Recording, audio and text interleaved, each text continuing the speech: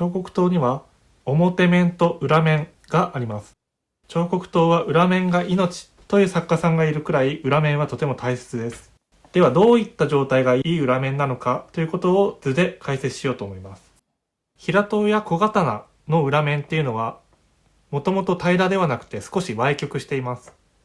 それを研ぐことによって先端を平らにします。先端の平らな部分はだいたい 3mm ぐらいがいいとされています。彫刻刀を研いでいくことによってこの平らな部分がなくなってしまうことを裏掛けと言います。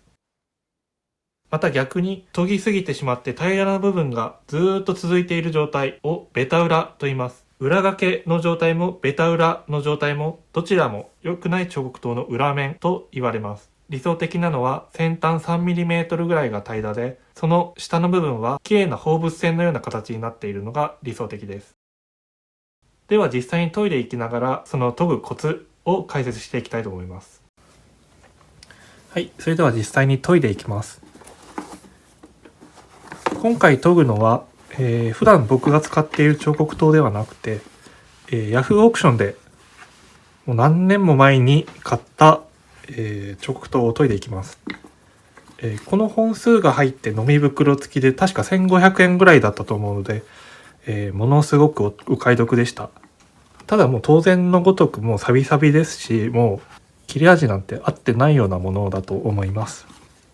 今回は平刀1センチ3ミリぐらいなんでしょうかの平刀、大体このぐらいの平刀が研げやすい一番簡単な彫刻刀じゃないかなと思います。研ぐときにあんまり大きすぎると安定するので簡単は簡単なんですが、研ぐ面が多い分結構労力が多いですし、逆に小さいと研ぐのはすぐ研げるんですけど安定しないので結構失敗してしまうというか難易度が高いです。なのでだいたい4部1センチ5ミリぐらいですかね、3ミリぐらいですかねのぐらいの彫刻刀平刀が、簡単かなと思います。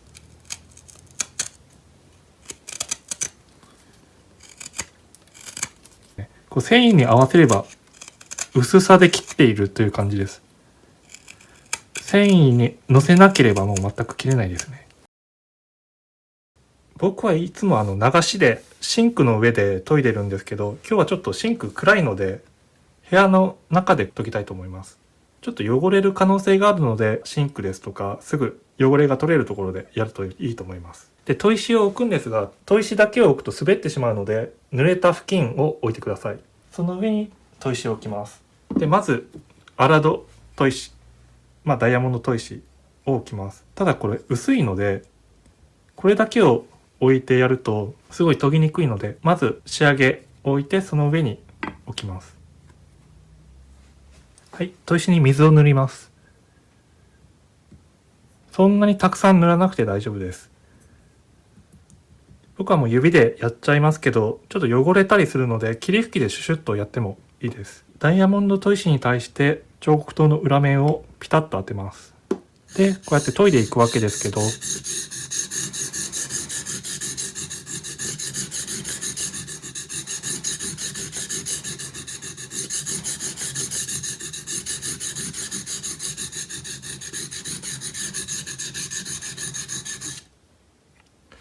こうやって見せてもどういう力が入っているのかって分かりにくいと思います。で、この時の力なんですけど、まっすぐに、したいわけです。この裏面を。だからといってこう砥石に対して両手でギューッと押し付けているわけではありません。で、この時どういう力が入っているかというと、今こういう感じですね。こう左手の、僕は中指で彫刻刀を砥石に押さえます。そんなに力入ってません。本当に押さえるため、ここを浮かせるための力ぐらいです。で、右手は持つ。本当こう支えるだけですね。この時右手は下に対する力は僕は一切入れてません。どちらかというとここをつまんで前後にスライドさせるための力を入れてるという感じです。ここで押さえて右手で前後。で、手だけじゃなくて結構姿勢とかも大切です。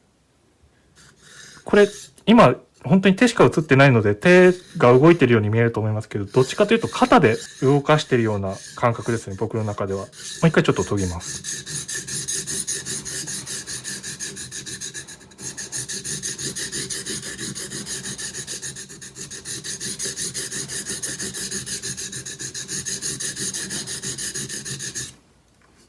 はい。で、裏面なんですが、例えばこう、一箇所位置を決めて前後に動かす、砥石の前後に動かすというような研ぎ方ではありません。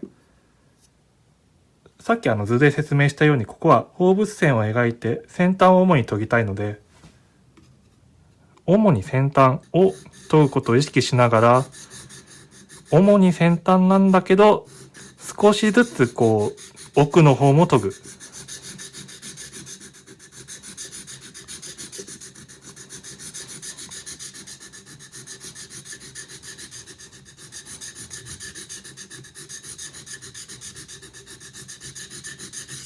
そうすることで先端が主に研げながら下の方も研げる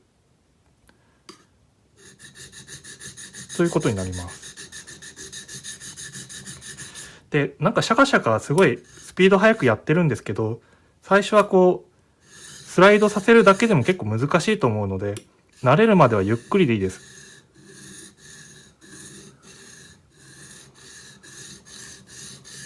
で、慣れてきたらだんだんスピードを上げる。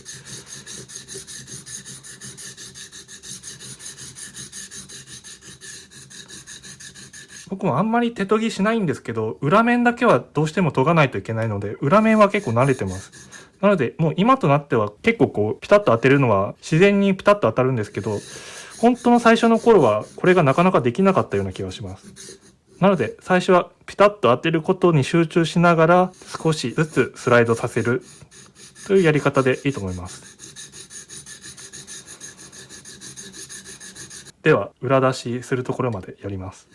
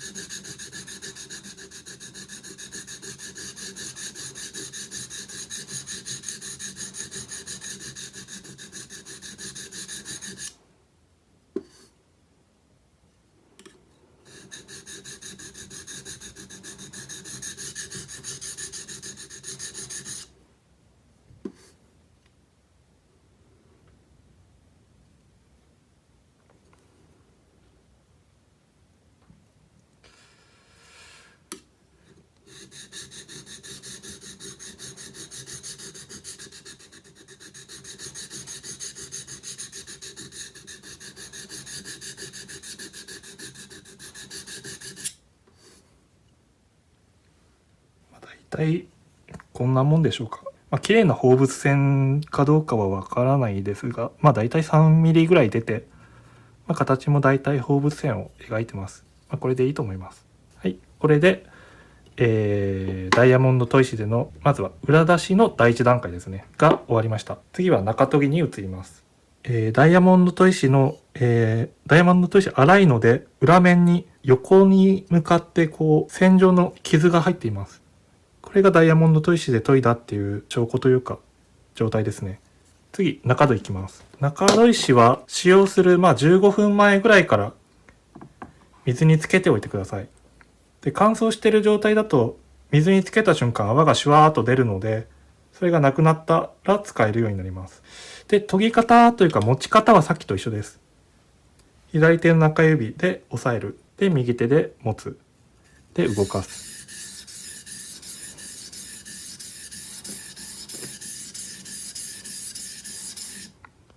ダイヤモンド砥石の時のように彫刻刀をスライドさせる必要はありません。もう裏は出ているので、この出ている全体を研ぎます。なので、もうベタッと当ててしまっていいです。で、スライドさせる。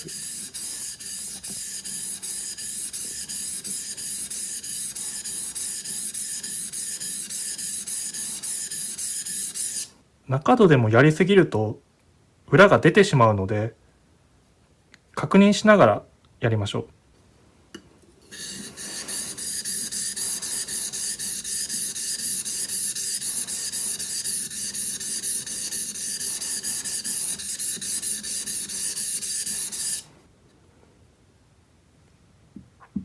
片方だけ使うと砥石が歪んでしまうので、ある程度使ったらひっくり返して反対側を使います。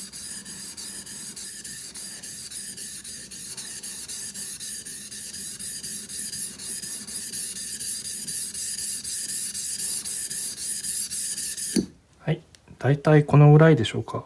さっきまであった太めの、荒戸でついた傷がちょっともやっとした中戸の傷、もっと細かい傷に変わりました。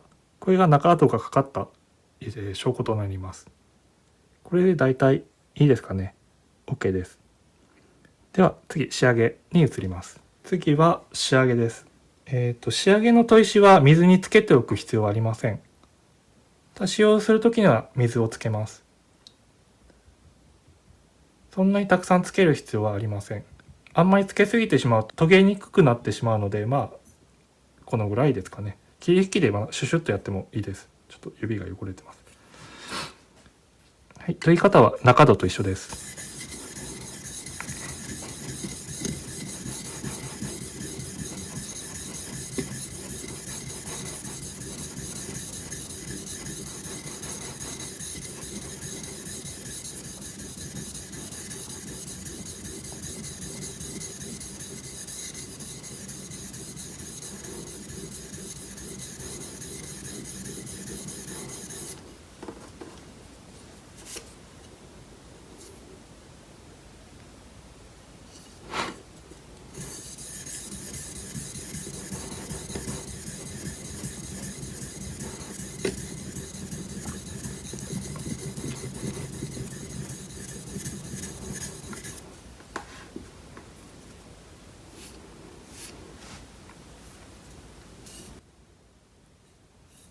はい、少し裏面、先ほどまでもやっとしていたのが、光沢が出てきているのが分かりますかね。まだこれ仕上げが完全にかかっているわけではないです。これからもう少しやらないといけないんですが、かかってきてます。で、その前にちょっとこれの説明をしたいんですけど、見ていただくと分かると思うんですけど、研いでいると砥石の使っている部分がちょっと黒く変化しました。これ汚れが出てきたわけではなくて、特素ですね。特素というものが、浮き出て、砥石に付着しています。これ別に汚れではなくて、研ぎにとってすごい有益なものです。これが出て、砥石に均一についていることで、この砥石は6000番なんですけど、もっと高い、もっと細かい砥石のようになります。なので仕上げ、中戸でも出るんですけど、これ特素が出てきたからといって洗い落とすことはしなくて大丈夫です。これ出てきたらそのまま研ぎます。で、砥石の表面が乾いてしまったらまた水をつけます。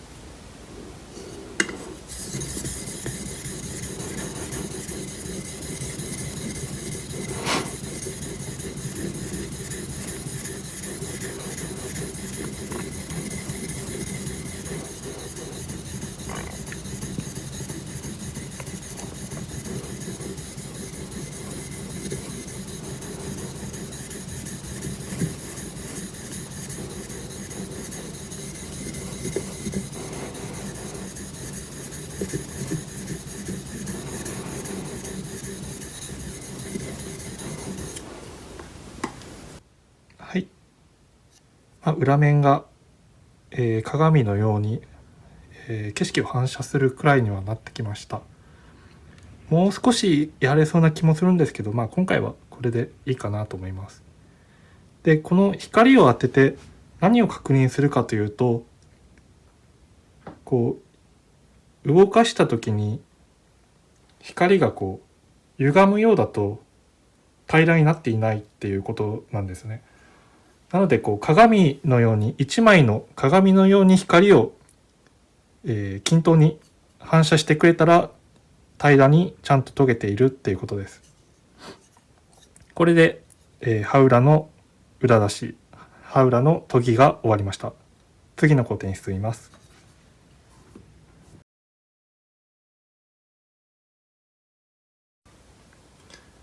はい、では刃裏が研げたので、次は刃表を研いでいきます。ちょっとトクソはちょっと洗い流してきました。またダイヤモンド砥石で研いでいきます。YouTube とか、テレビでたまに見ることもあるかもしれないんですが、研ぎの動画を見ると大抵の人が彫刻刀をまっすぐ砥石に、同じ向きというんですかね、同じ方向で縦に当てていると思います。でこうやって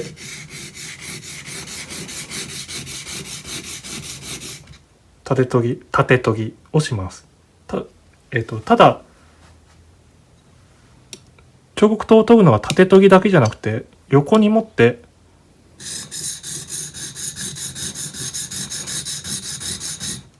研ぐ方法もあります。これどちらがいいかというと、縦研ぎも横研ぎもできるんだったら、両方とも同じぐらいのレベルで研げるんだったら縦研ぎの方がいいです。なんでかというと、なぜ縦研ぎの方がいいかというと、彫刻刀のなぜ切れるかっていう話ちょっといくんですけど、ここ刃先を拡大してみると、細かい傷が並んでいます。この細かい傷で木や物を削っているわけです。で、縦研ぎをしていると刃先に縦向きの傷があるので、この傷と、融和性があるというか、すごい、理にかなっています。横研ぎをすると傷が横に並ぶことになるので、ここに小さい傷ができるっていうのはちょっとあまり不自然というか、切れ味の問題で縦の方がいいんじゃないかって言われてます。ただ縦研ぎで研ぐのはすごい難しいです。刃裏と同じで刃表も一面でビシッと一つの面になっていてほしいので、縦研ぎだと当てたものを押したり引いたりしないといけないので、押した時に角度が変わりやすいです。引いた時もそうです。角度が変わりやすい。ただ横向きだと当てたままスライドさせることができるので、縦向きに比べるとかなり、簡単です。なのでこれから彫刻の研ぎを練習される方は、まず横研ぎを練習してマスターする。で、もう横研ぎができるようになってから縦研ぎの練習されるといいと思います。実際に研ぐ前に少し意識してほしいことがあります。それは刃の角度です。この角度です。これから刃表を研いでいく上で、この角度を鈍角にするか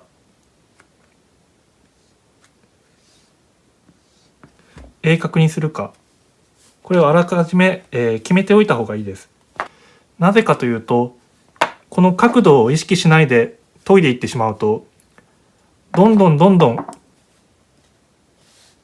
鋭くなっていってしまいます。というのも、彫刻刀というのは、2種類の金属でできています。刃裏の方が硬い鋼、表の方は柔らかい地金という金属でできています。なので意識しないで研いでいると、地金ばっかりが研げて、刃裏の硬い鋼は全然研げないという状態になってしまいます。なので角度を決めて意識しながら研ぐということがすごい大事です。ではどの角度が正解なのかというと、それはケースバイケースです。鈍角ですと切れ味は低いんですけど、その分強度が高いです。刃先がかけにくいです。鋭角に研ぐと強度は低いです。でもその分切れ味は高いです。なので硬い木を掘ることが多い人は彫刻刀を鈍角に、柔らかい木を掘ることが多い人は鋭角に研ぎます。最初にこの角度を決めておいたらいいと思います。もしもこだわりがない場合は購入した時の角度を意識しながら研ぐようにしましょう。この彫刻刀はもうすでに結構鋭角なので、これ以上薄くしないように意識しながら研ごうと思います。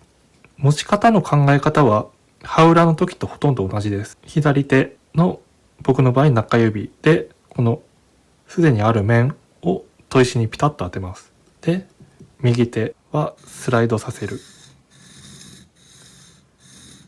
ただピタッと当てるといっても、ある面をそのままピタッと当てたまま研いでしまうとどんどん鋭角になっていってしまうので、ピタッと当たった状態から今回はですが、少し刃先を研げるようにちょっと意識しながら研ぎます。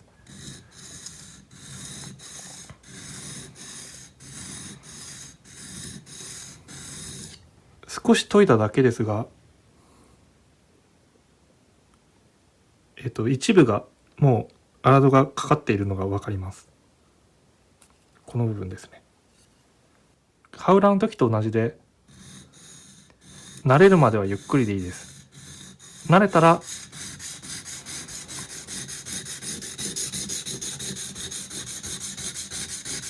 早くやっていいです。ただ慣れるまではゆっくりやってください。コツがあります。すごい感覚なので、この刃表がピタッと当たっているかどうかっていうのは自分で感覚をつかんでいくしかないんですが、一つの基準としてこう彫刻刀を置いて傾けていくと、水がここに彫刻刀と砥石の間に挟まってふわっと出る瞬間があります。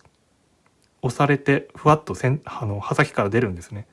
この瞬間、水がふわっと出た瞬間がピタッと当たっている状態です。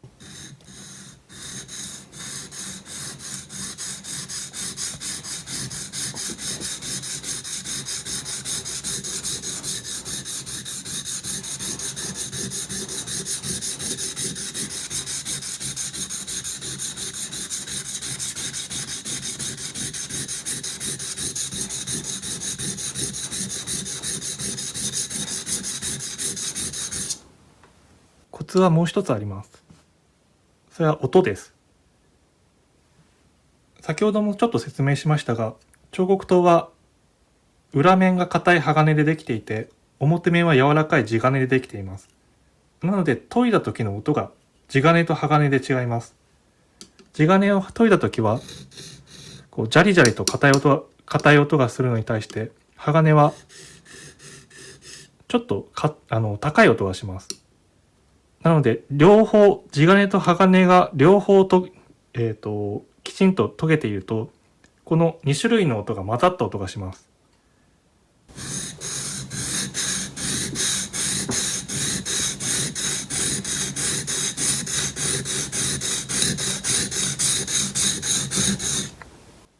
どうでしょうか。この音も結構重要なので、音に集中して研いでみてください。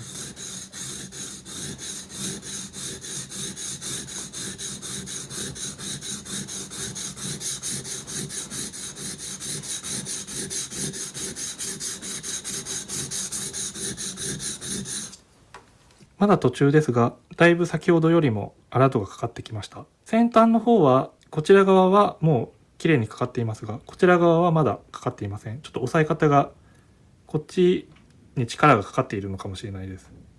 で、もともとあった面の下の側にはまだかかっていません。これはもう先端を優先的に研ごうとした結果なので、このままの角度でいきたいと思います。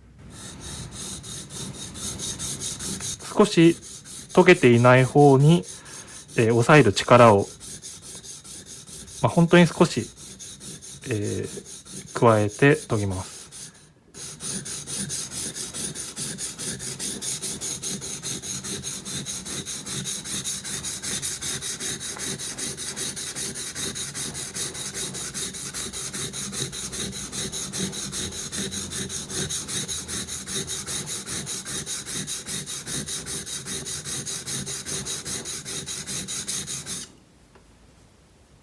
はい、彫刻刀、刃表、荒戸かかりました。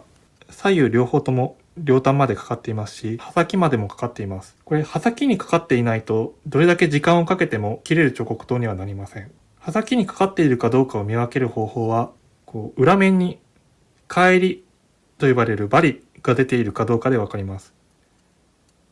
ここに返りが出ているのわかるでしょうか？これで刃先にはかかっているので、荒戸はこれで終わりにしたいと思います。次、中戸です。研ぎ方はもう荒戸の時と全く同じです。左手の中指で押さえて、右手でスライドさせる。僕はもう結構柄から刃先が結構長いので、こう押さえると距離があるのでちょっと難しく感じます。これ癖なんですけど、この刃先、刃の部分短く持つようにしています。はい、いきます。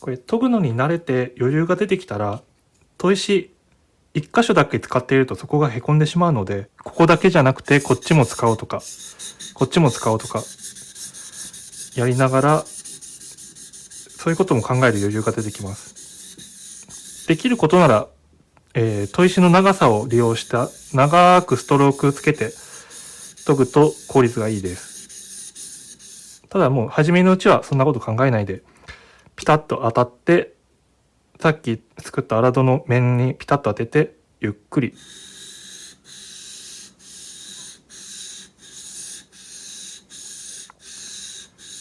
このぐらいのスピードでいいです。もっと遅くてもいいかもしれません。これでだいたい中戸かかったと思います。さっきまでの荒戸の傷と違って、全体がもやっとした色になっています。この辺にも、きちんとバリが出ているので、きちんとかかっていると思います。はい、では仕上げいきます。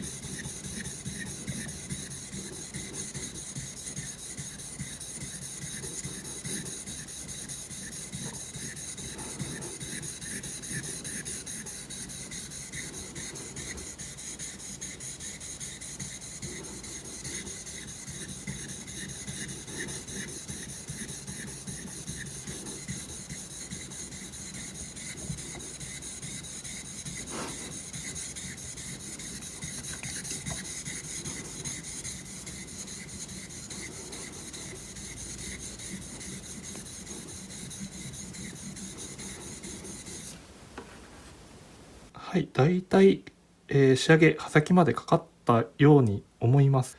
光を当てて見た時に、さっきの中戸までのもやっとした感じよりもかなり、光沢が出ています。これで刃表仕上げかかったということにして、この出ているバリを取る作業に入ります。このバリを取らないとこのまま彫刻刀として使ってしまうと、木を削りながらバリが取れて、その時に、結構深めの欠けが出てしまいます。研ぐ前よりも悪い状態になってしまうこともあるので、このバリ取るのは、忘れないようにしてください。で、刃裏を研ぎます。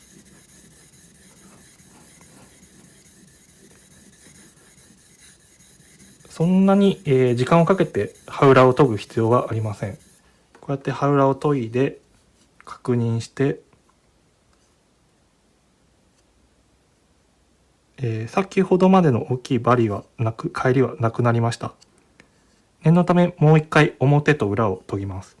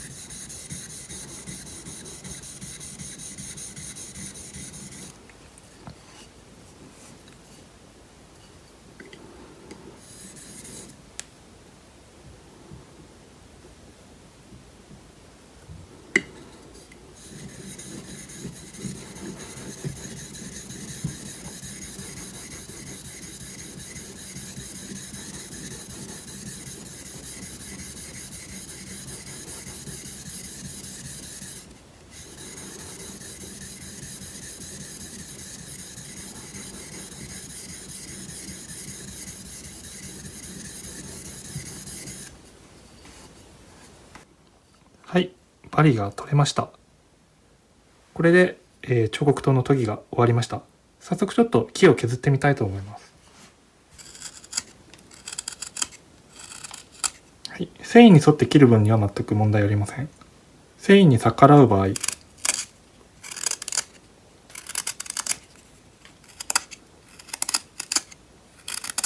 はい、問題なく切れます。ヤフオクで買ったんでちょっと不安でしたが、いい彫刻刀のようです。刃もちゃんとつきました。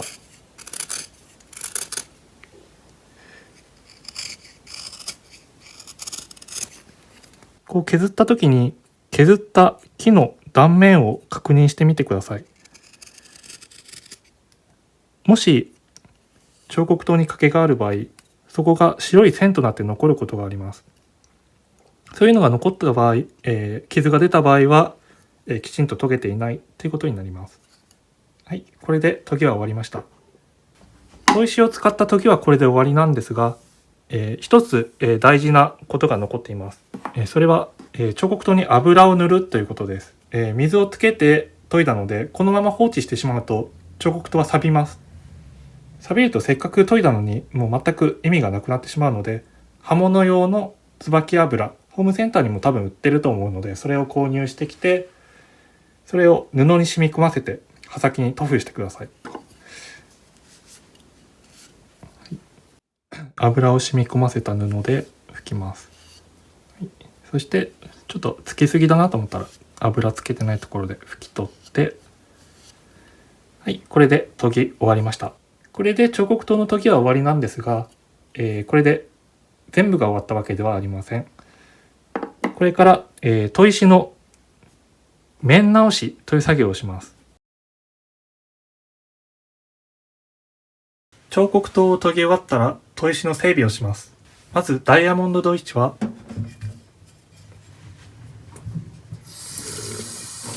水で汚れを落とします。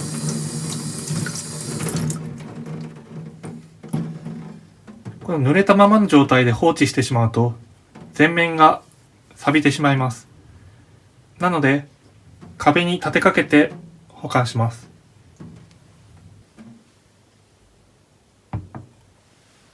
立てかけておいて時間が経つとダイヤモンド砥石が乾くので、完全に乾いた状態になったら保管してください。中砥石と仕上げ石は彫刻刀を研いだ分、中間部分がへこんでしまっています。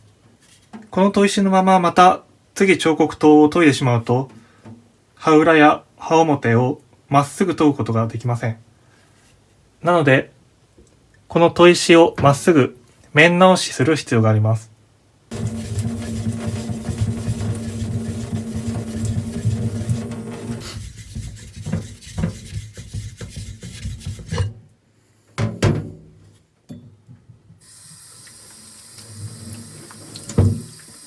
はい、これで仕上げ砥石の面直しが終わりました。中戸砥石の方はまだへこんだ部分が残っています。仕上げと中戸ではやっぱり仕上げの方が早く削れるので、中戸の方はできていないっていうことです。じゃあ中戸はどうするかっていうと、中戸石がもう一つあれば中戸石同士を擦り合わせて面直しをします。ただ僕は一つしか持っていないので、ホームセンターでこのコンクリートのブロックを買ってきました。これを使って中戸石の面直しをします。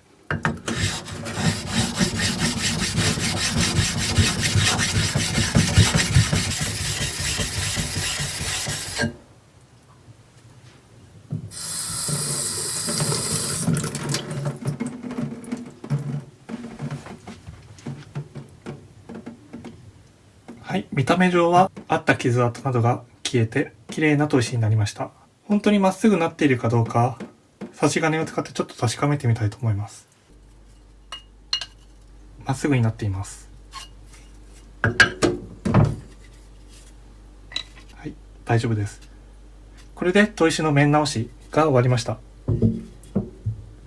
彫刻刀を研ぎ終わるとそれで一仕事を終えたような気持ちになってしまいますが、この砥石を直すというところまでが彫刻刀を研ぐということの一セットとして考えるようにしてくれるといいと思います。